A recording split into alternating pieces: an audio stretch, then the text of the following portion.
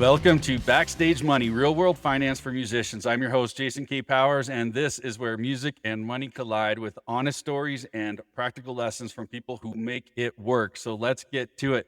Today, I am joined by Stevie Rachelle, frontman of the band Tuff, the force behind RLS Records, and founder of long-running rock news site Metal Sludge. He's worn the hats of a lot of things, artist and label and media, which he's seen how the business really actually works. So Stevie, welcome. I'm so glad to get you on here. Thanks for having me, Jason. I appreciate it. Yeah, man, it's fun. It's fun watching kind of all the things you do online. You've got your hands in a few different things, and it seems like you're keeping pretty busy these days.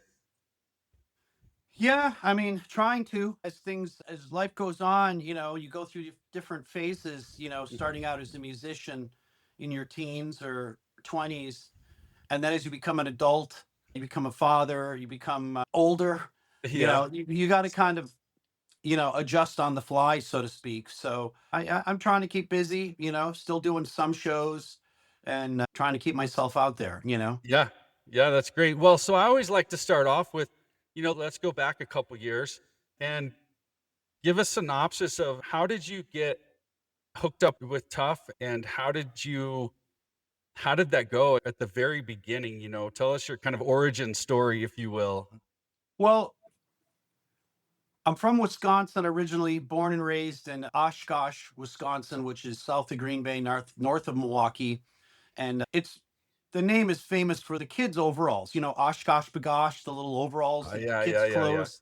So that's where I was born and raised and grew up loving the Packers. And at some point, I became obsessed with skateboarding as a very Mhm. young kid.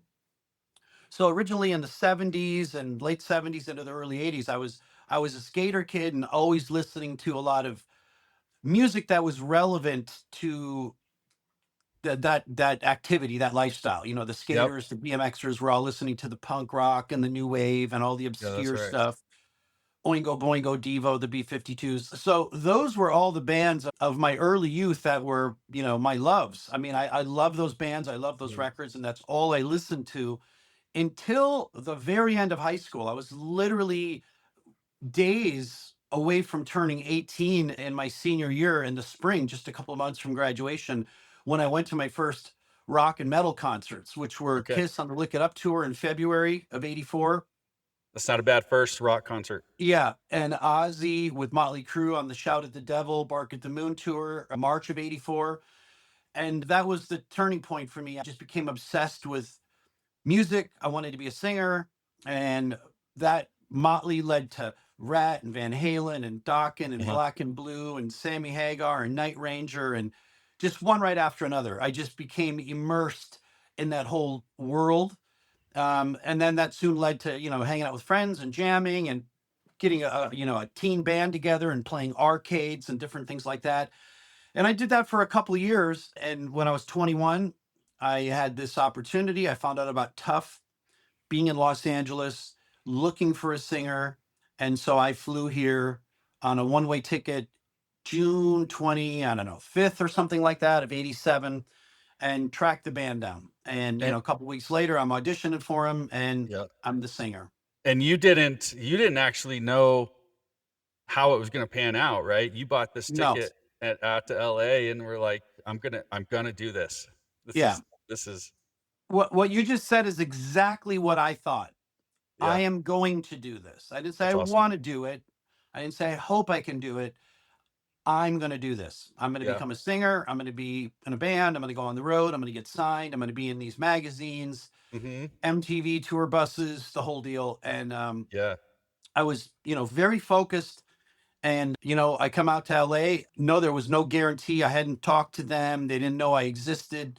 But I just said to myself at that point, it's 1987. I had just turned 21, and all of my Mhm. favorite bands, everybody that I was looking at in the magazines, everybody was coming from the Sunset Strip. Oh, yeah. Motley, Rat, Doc and Black and Blue, Wasp, Armored Saint, all of these bands that I went to go see were all, Van Halen even.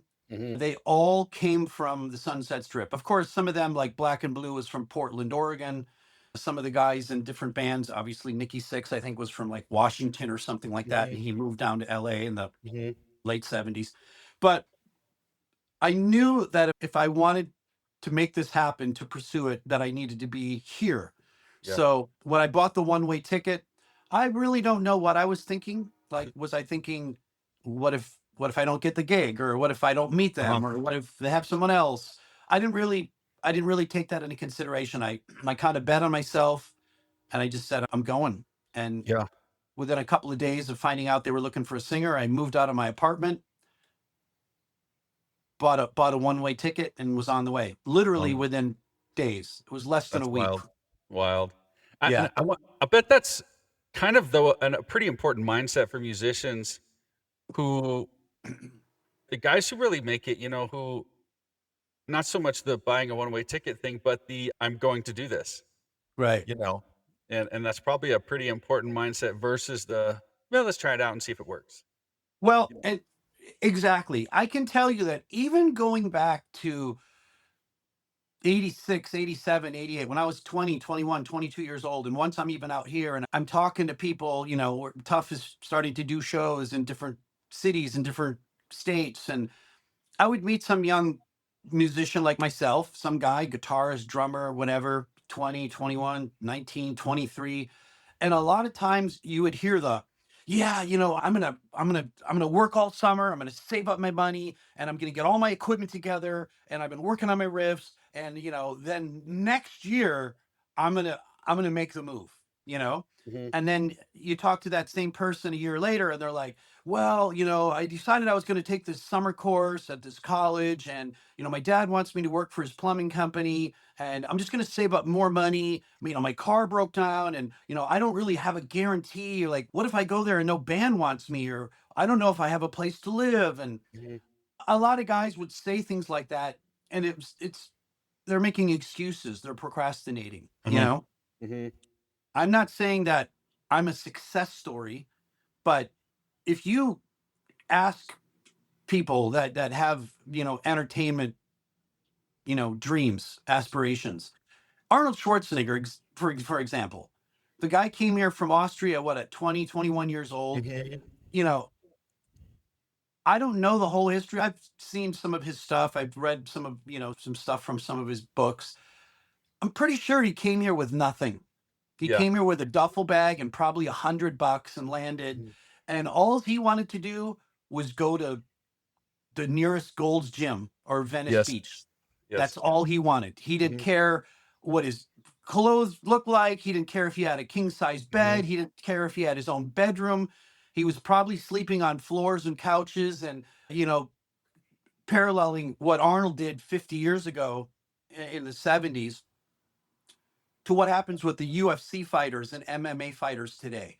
I'm a Mhm. big fan of MMA and UFC, and I watch these stories about these young guys that are 20, 23, 25 from these random countries.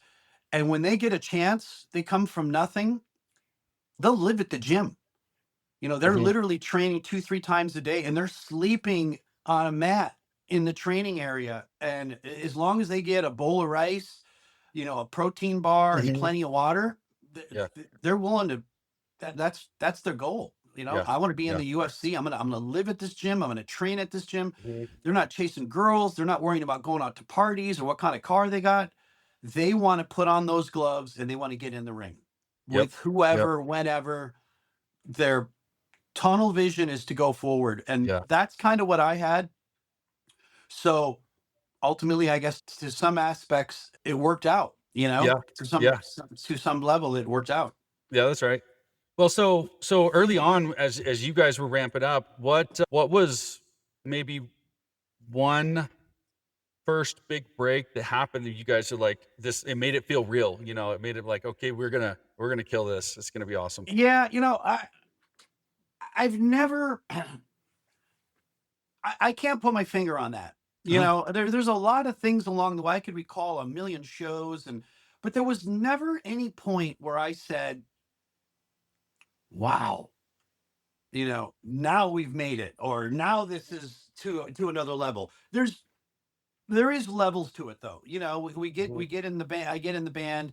we start rehearsing, we open up, for a couple bands within a few shows, then we headline, and we go from selling some tickets to getting paid $500, and Hmm. going from playing first or second slot to headliner.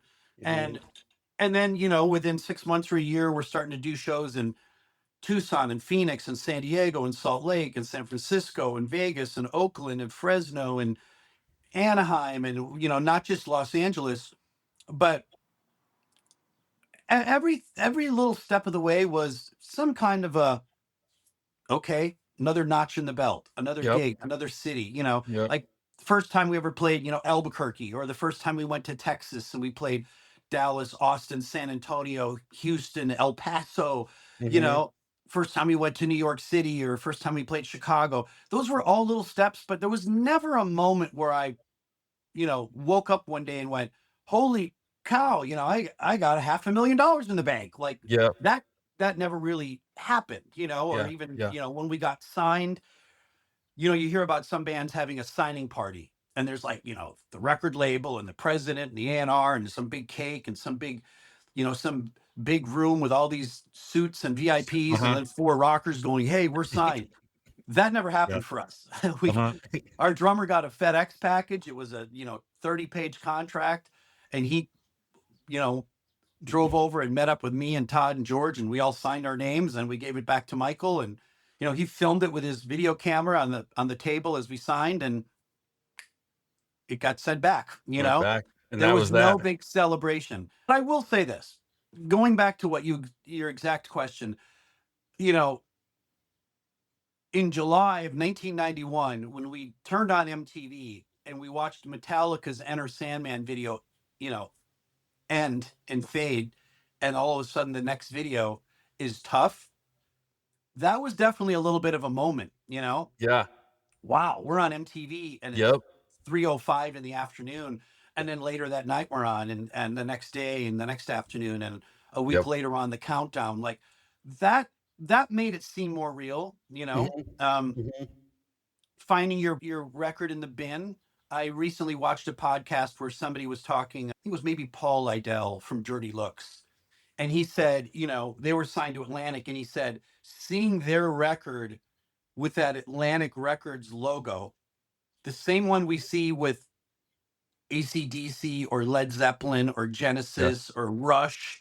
It's like, wow, now I'm looking at a Tough record with the Atlantic Records logo on it, Yeah. or the vinyl with that paper disc Yep. in the middle, the label that you're used to seeing from all the records I had in the 70s and 80s. Mhm. So there's little points like that, but I can say that I myself and the band, we never rested on that. In other words, we didn't like, well, now we've made it. Yeah, yeah, sure. Now everything's done. Now we're And just gonna sit back and collect the checks you and can't buy take your foot off the cars. gas, right? Yeah, no, we were still like, okay, great, that happened. What next? I want Yeah. more. Let's go Yeah. forward. Yeah. Well, and I think that's what powers musicians and furthering their career, right? Is not taking your foot off the gas. It's not doing that. Like, yes, it's nice to sit back and relax for a minute and Right. celebrate those moments, but then Yeah. let's get up and do it again, right? Exactly. And I like how you mentioned a lot of people, and I hear these stories all the time about we're gonna do this one day. We're gonna do this one day. We're gonna do this one day. But then one day comes and they're like, okay, but this has come up, and now that's come up, and this has come up, and I always think of the quote, and I can't remember who first said it, but the idea behind it was, is it one day, or why don't you make today day one, Right. you know, and get to it. Make today day one instead of keep saying one day, one day, one day, one day, and get on it. I always love that. So let's talk about, as you guys were building up your band and riding that wave, Right. and what in the playbook of music, so to speak, what worked that maybe doesn't work today? What worked back then and what doesn't work today that would generate publicity, generate revenue, anything like that. Well, you know, there's a lot that's different because When I was coming up, or we were, meaning the bands of the 80s per se, the idea was to get a record deal with a record label. You wanted to make a record, which literally was a record, Yes. a vinyl record. Hmm. You wanted to get on the radio. You wanted to be in a magazine like a Hit Parader or Circus or Faces or whatever it was. You wanted to be on MTV. That was just a huge, lofty goal. And obviously, getting a tour bus and tour and go Yeah. not only around the US, but around the world. Yep. Well, in modern day, there's not really, I mean, record labels still exist, but it doesn't exist the way it used to, you know? And they don't sign bands the way they used to. Magazines, there's still magazines out and magazines in the store, but that form of, media is kind of went away, just like newspapers. I mean, we're Hmm. all old enough to know that when we grew up, there was, our local town newspaper, and then you had the New York Times and the LA whatever Daily Hmm. News or major newspapers. I had a paper route at some point as a kid and would deliver, the penny saver, which would be like the Yep. recycler in Los Angeles, like classified ads. Hmm. So newspapers and magazines went away. Radio doesn't really exist the way it used to, especially since we have these now satellite stations where you Yeah. can not only say, I only want to listen to this kind of music, but you can literally make these platforms where, these playlists where it's like, I only want to listen to, I think some serious channels only have what? Is it Ozzy only? Or is it Van Halen only? Or I think there's Yep. one channel that's just Pearl Jam. Like, Yep. just the Beatles. So that didn't exist in the Right. 60s, 70s, 80s, or even the 90s. And MTV obviously at some point became reality TV. Hmm. And then with the invention of the devices, meaning laptops and cell phones and Yeah. iPads and things like that, now all of that stuff is used to distribute, whether it's entertainment, opinion, review, news, promotion, advertisement. For local bands, you would play locally in clubs, put up, little flyers or promo in the clubs. Hmm. And in a scene like Los Angeles or New York, where there's more of a scene with clubs and whatnot, obviously, the Los Angeles scene was huge for the flyer situation.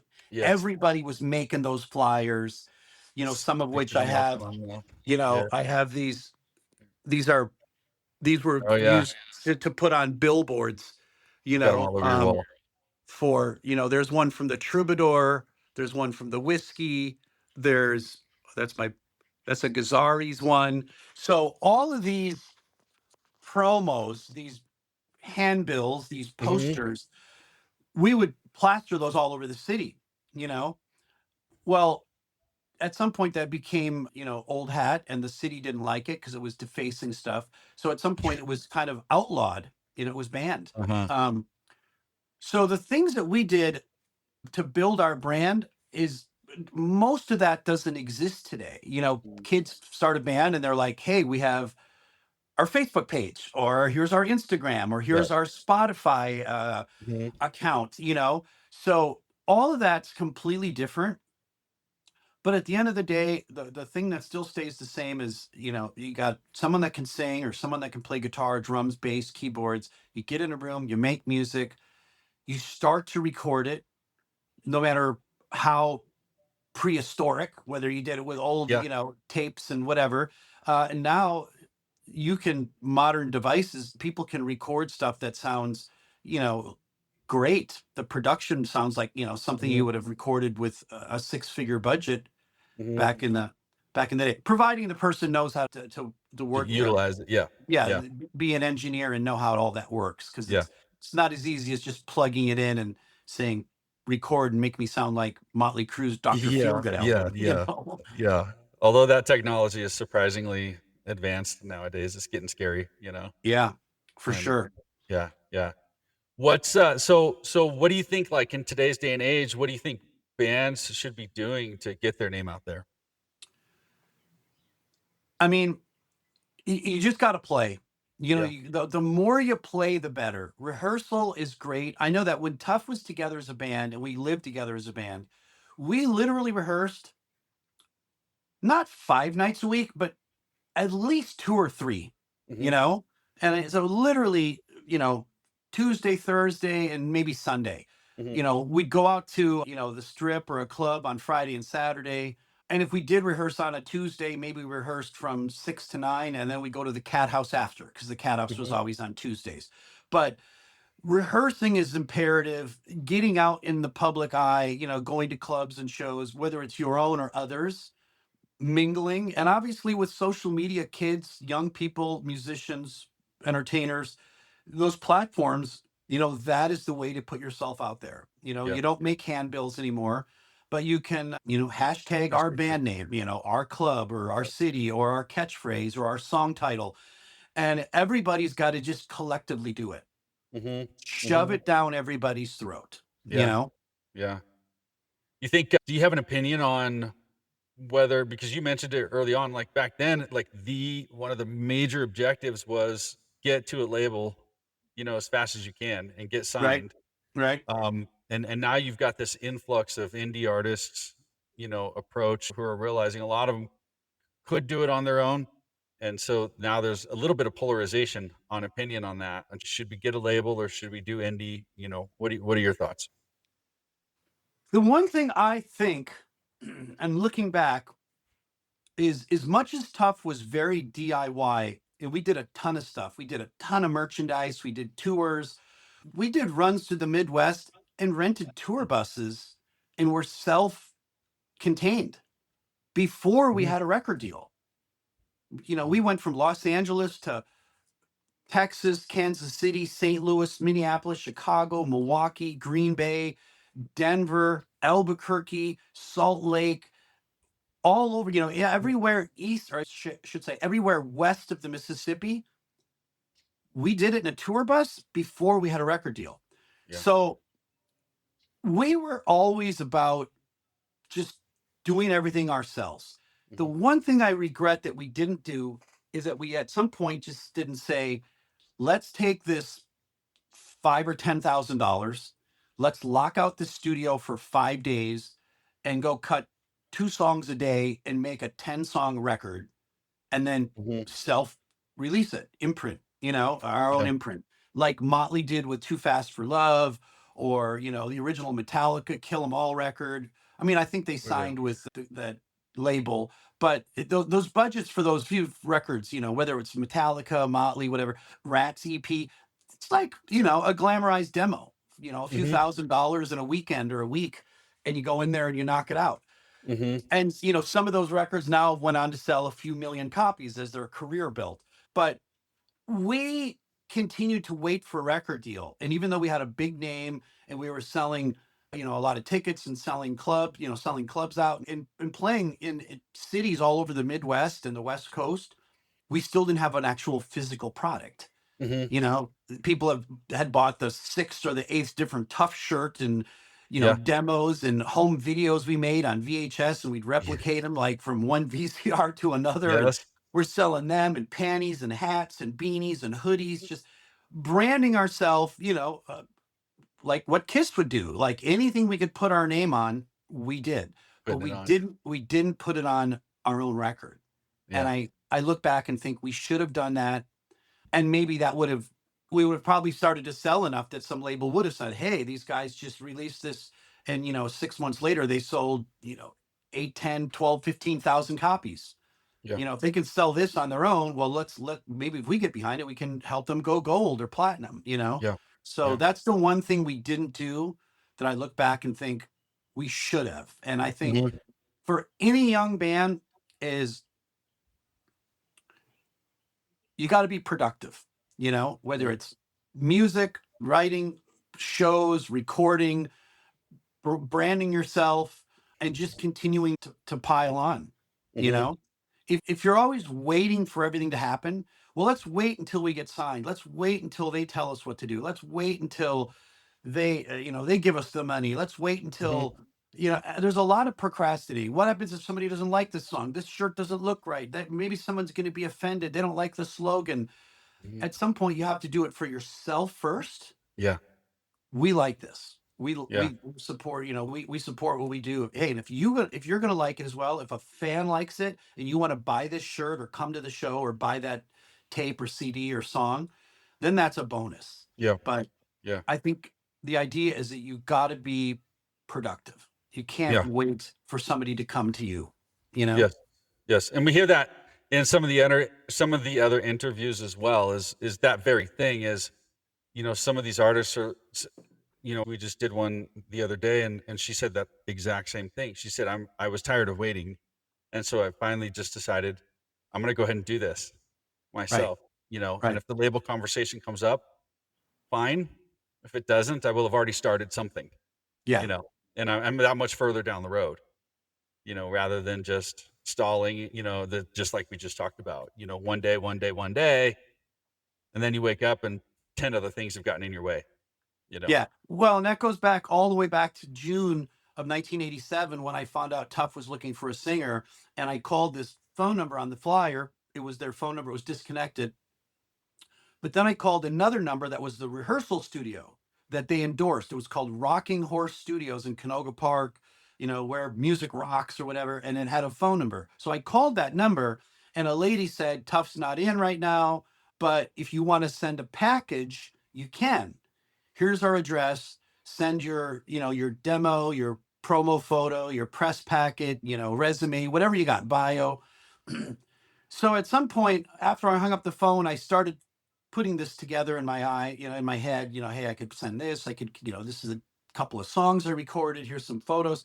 But at some point I just said, I didn't think it didn't represent me as well as it could have. Mhm. I'm from a small town, I'm in some small local band. It's not like I Mhm. had some killer professional photographer that did, great photos. So at some point I just said to myself, I'm not even going to send this. I'm banking on myself. I'm betting on myself. I'm going to buy a ticket and go there. Had I not went or bought the ticket and said, let me send the package and I'll wait for them to call me back. Yeah. Wait for them to say, hey, Steve, we heard you're interested. Well, and again, there was no guarantee. They didn't say, hey, come on out. You can stay with us. Hey, we'll audition you on this Yeah. date. We'll let you stay in our apartment if you don't have anywhere to go. Like none of that was there. So I just threw it out there, went for it, and I didn't wait. Yeah. And Yeah. And I then it chased it it down, became something. Yeah. Yeah. Yeah, And it exactly. became something. It wasn't all for naught. And then you'd have probably spent the next 20 years going, "What if?" Maybe, Yeah, if you didn't go, right? If they right. didn't call you, you didn't go, you're like, "Well, I don't know, maybe." Our conversation would be a little bit different. Be like, Right, "I probably should have flown out there though." You know? right. Yeah, that's right. Well, so what else works for artists? Do you see working? Things like you mentioned merch. How important is merch? In your eyes, how important is even side stuff like doing collabs and things like that with other artists? Well, collaborating with another artist, while I don't think it's not that it doesn't work in rock, but it's in pop and rap and hip hop, it's a lot more prevalent. It's Yeah. everywhere. And a lot of times what happens is, this artist becomes big and sells a lot of records, and this artist becomes big, and at some point they say, hey, let's do something together. Let's do a Hmm. collab. You know, 6ix9ine and Nicki Minaj, or Jay Hmm. Z and so and so. And Hmm. by doing that, you're like, okay, all my fans are going to buy this, and Hmm. all their fans will buy it. So collectively, we kind of both now gain some fan base. Like some of Yeah. their fan base might go, hey, yeah, I like 6ix9ine, or I like Nicki Minaj, or I like Jay Z, or Hmm.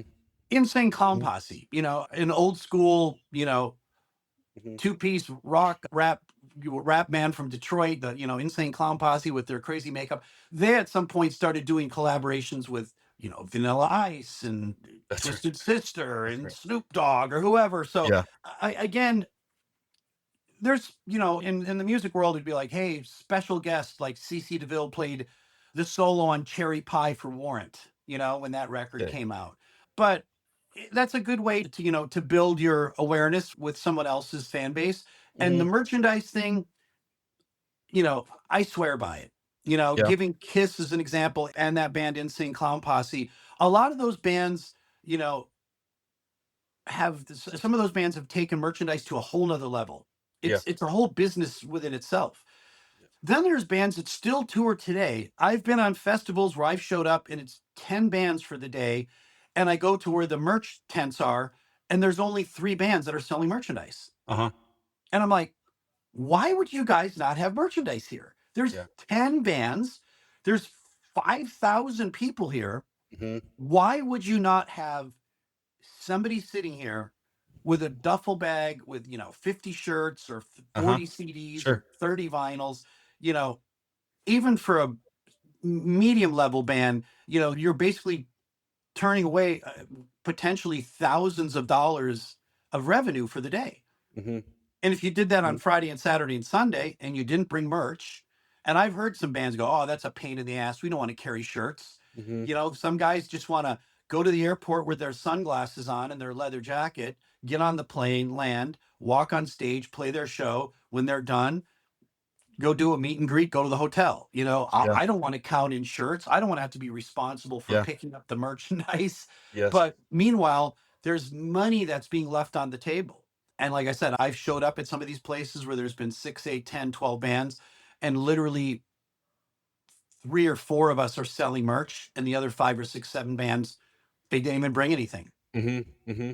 Or And there's, hey, even we ran out. It's like, well, hey, if a restaurant runs out of hamburger buns and they're selling hamburgers, well, somebody's got to make the call to go to the, Costco and buy us another, yeah. 200 hamburger buns. Yeah. We Yeah. can't run out. It's imperative. We need Yeah. them for the day. Go to the photo lab and print 100 more 8 Yeah, by 10s and sign right. them all. And yeah. Yeah. Exactly. And online too, right? I mean, you've got quite 100%. a online presence and online store, and that's got to be advantageous. Been doing online, or I should say, been doing sales to fans, starting with PO boxes back in the '80s, and since the internet in the late '90s. Yeah, I've always had a store, and even so, having your stuff on eBay, Amazon, Discogs, all these outlets. The one thing a lot of bands don't understand, and maybe they do, but or they're just lazy, is some guys don't even want to pay the $30 or whatever a year it is to have their domain name, you know, Mhm. rockband.com. Like, Yeah. who's going to pay that $30? Yeah. So by using the free platforms like the Facebook or the X or the Instagram, you can have a profile, Mhm. rock band. Here we are. This is our picture. This is where we are.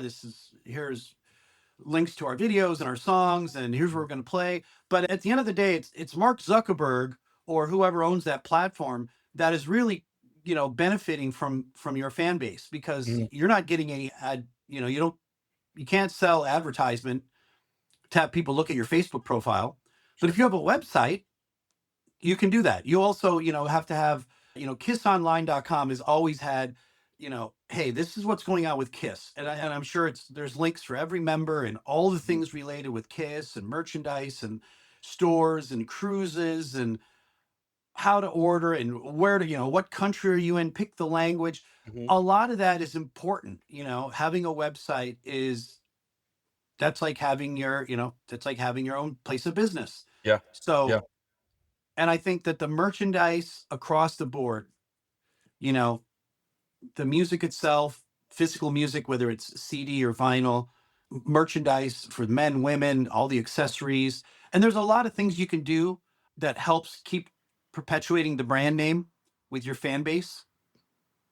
And I think it's worth it to have it available. Yeah. Yeah. Yeah, I agree, and I think the website is important. Social media is great, that's where people are finding people, right? Yep.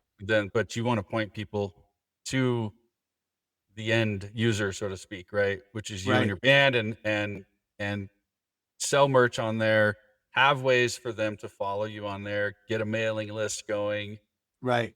capture that information.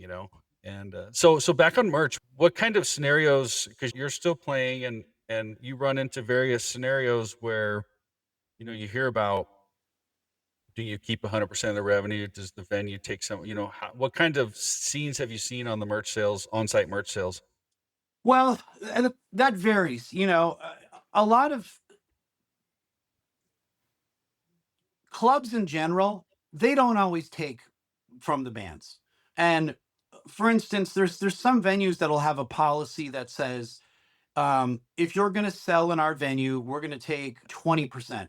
But a lot of times they'll say we're going to take 20% of just your soft goods, meaning your shirts or your hoodies or your baby dolls that you sell. When it comes to music, a lot of the clubs or some of the clubs have said, we don't take anything from your music. So in other words, Mhm. if I sell 10 CDs for $10 a piece, that's $100. They're not going to take anything. They're like, Mhm. that's your music. You have the right to keep it, blah, blah, blah. So some venues will take a percentage, some don't. And that how that works, it varies. You can pull into Mhm. a club, there's a club manager, owner, promoter. Hey, blah blah blah. Nice to meet you. Okay, we're gonna open the doors at 7. There's 4 bands. You're on at 11. We want to count in your merch. Where's your duffel bag? Okay, bring out your stuff. Okay, you got 30 of these, 20 of these, 10 of these, and 20 of these. Then at Mhm. the end of the night, they come back again. Let's count them all out. Okay, so you sold 6 of these, 9 of these, and then we're literally with that calculator, and then they're taking times 20%. Yeah. Okay, here's your $85, and then Mhm. we walk with 400 or something. And that goes all the way up. The biggest promoters, all these huge events, Yeah. there's that's why a t-shirt costs $45 at a big Yeah. event, because the Yeah. venue's probably taking a third. They're probably taking 30 or 35%. Mhm. Some states, some counties, some places have where they'll take taxes, or different countries, there could be some VAT fees, and Mhm. it's across the board. But all of this is part of the learning process. Like when you go on the road and you Yeah. play 30 shows in 60 days, every show's not the same. Every Yeah. venue's not the same. Every stage Yeah. is not the same. Every PA system's not the same. Yeah. The currency, when you're traveling from country to country, it often Mhm. changes. So you've got to be able to adjust.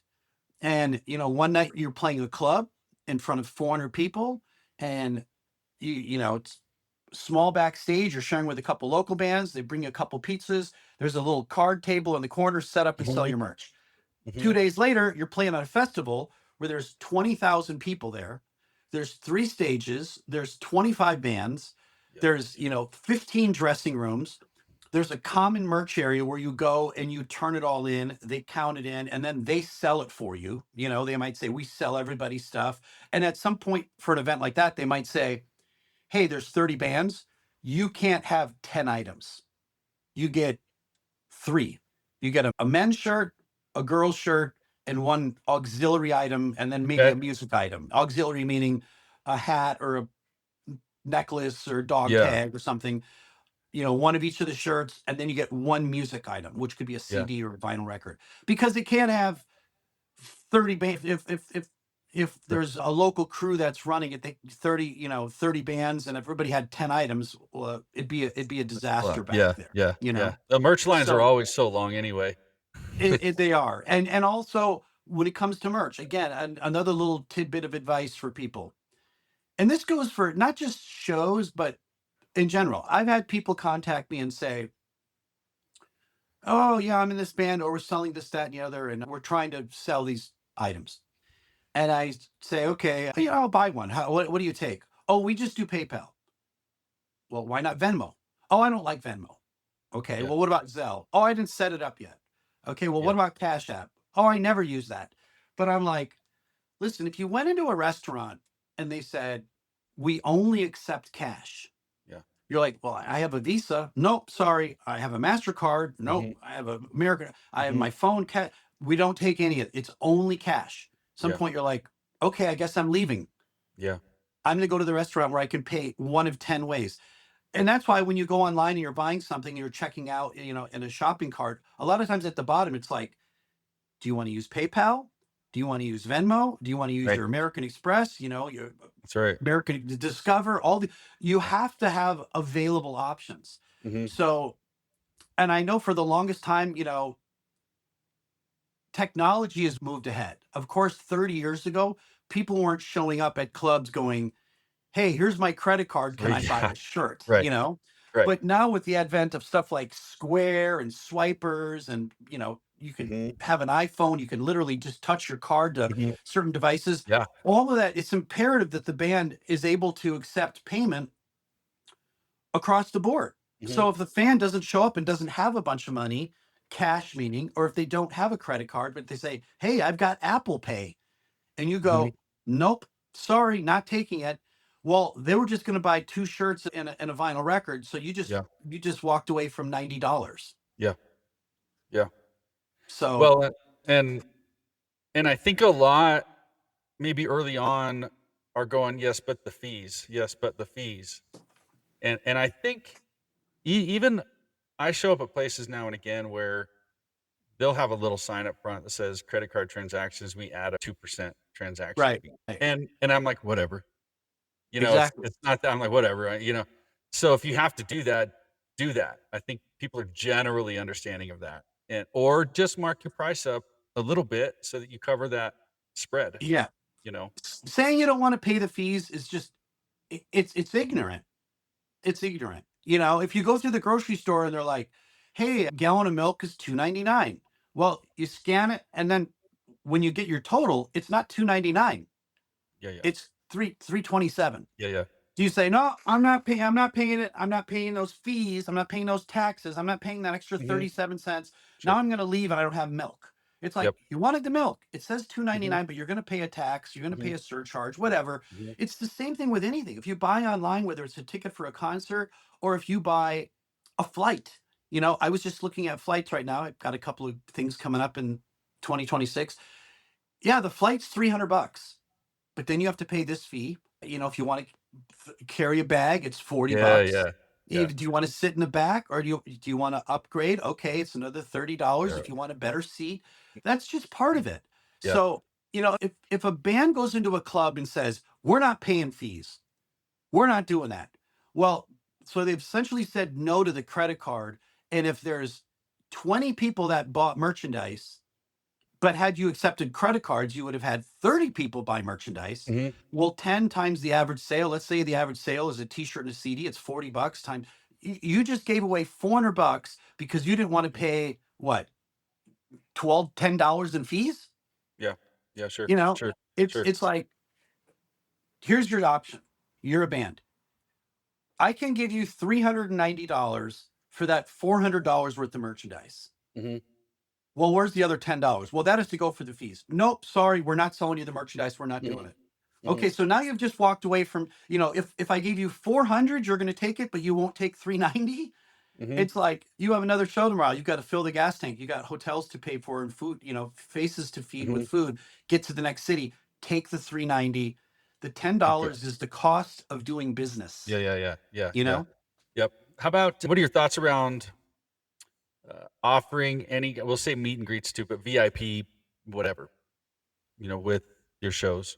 I I personally I don't believe that a meet and greet is a one size fits all thing. In other words, yes, if you're going to go see Motley Crue or Kiss or Bon Jovi or Aerosmith or one of these bigger bands, they're playing in front of thousands of people. They can't meet everybody. Even Right. if you supported them for 40 years, even if you bought every record and went to Yeah. every concert and stood in line, Mhm. from your teens to your 20s to your 40s, it's not possible for them to meet everybody.